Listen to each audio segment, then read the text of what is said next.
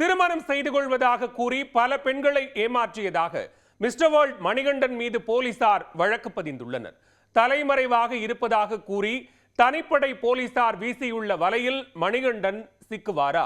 Mister world பட்டம் பெற்றவரும் Insta பிரபலமான மணிகண்டன் சென்னை காட்டுப்பாக்கத்தில் சொந்தமாக ஜிம் வைத்து நடத்தி வருகிறார். கடந்த 2021ஆம் ஆண்டு மணிகண்டன் சந்தியா என்ற பெண்ணுடன் நெருங்கி பழகி பண மோசடியில் ஈடுபட்டதாக புகார் எழுந்தது. அதன் அடிப்படையில் பூந்தமல்லி அனைத்து மகளிர் காவல்துறையினர் மணிகண்டனை கைது செய்து சிறையில் அடைத்தனர். குறிப்பாக மணிகண்டன் ஜிம்மிற்கு வரும் பெண்களிடமும் இன்ஸ்டாகிராமிலும் தனது கட்டுடலை காட்டி மயக்கி பெண்களிடம் பணம் பறிப்பதை வாடிக்கையாக வைத்திருந்ததாக சந்தியா குற்றம் சாட்டியிருந்தார்.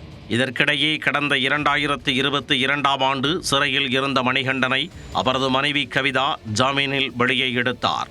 அதன்பின் தனது மனைவியுடன் ஒழுங்காக குடும்பம் நடத்தி வந்த மணிகண்டன் சில மாதங்கள் கழித்து மீண்டும் தனது லீலைகளை காண்பிக்க தொடங்கினார்.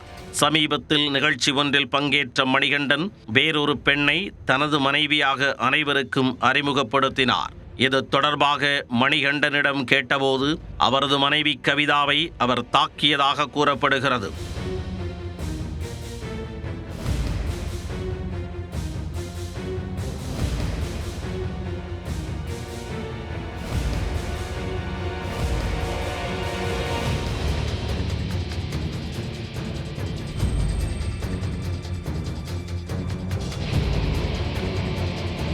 இதனால் கடும் மன உளைச்சல் அடைந்த கவிதா ஆவடி காவல் ஆணையர் அலுவலகத்தில் மணிகண்டன் மீது புகார் அளித்தார். அந்த புகாரை வாபஸ் பெறுமாறு கூறி மணிகண்டன் மிரட்டியதாக கூறப்படுகிறது. இதனால் மனமுடைந்த கவிதா கடிதம் எழுதி வைத்துவிட்டு தூக்க மாத்திரைகளை உட்கொண்டு தற்கொலைக்கு முயன்ற சம்பவம் பரபரப்பை ஏற்படுத்தியது. கவிதா அளித்த புகாரில் மணிகண்டன் பல பெண்களுடன் தொடர்பு வைத்திருந்ததாகவும் போதை பழக்கத்திற்கு அடிமையாகி தன்னை அடித்து கொடுமைப்படுத்தியதாகவும் குற்றம் சாட்டியிருந்தார். அவர் வேறொரு பணக்கார பெண்ணை திருமணம் செய்து கொண்டதாகவும் தனக்கு உண்டான கடனை அடைப்பதற்கு அந்த திருமணத்தை மேற்கொண்டதாகவும் சொல்லி மோசடி செய்ததாக கவிதா குறிப்பிட்டிருந்தார். இந்நிலையில் பெண்களை ஏமாற்றிய புகாரின் பேரில் மணிகண்டன் மீது சென்னை SRMC அனைத்து மகளிர் காவல் நிலைய போலீசார் 4 பிரிவுகளின் கீழ் வழக்கு பதிவு செய்ததாக கூறப்படுகிறது.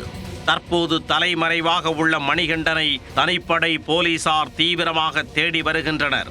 மணிகண்டனிடம் மேற்கொள்ளப்படும் விசாரணைக்கு பிறகே கவிதாவின் குற்றச்சாட்டு உண்மையா பொய்யா என்பது குறித்து தெரிய வரும்.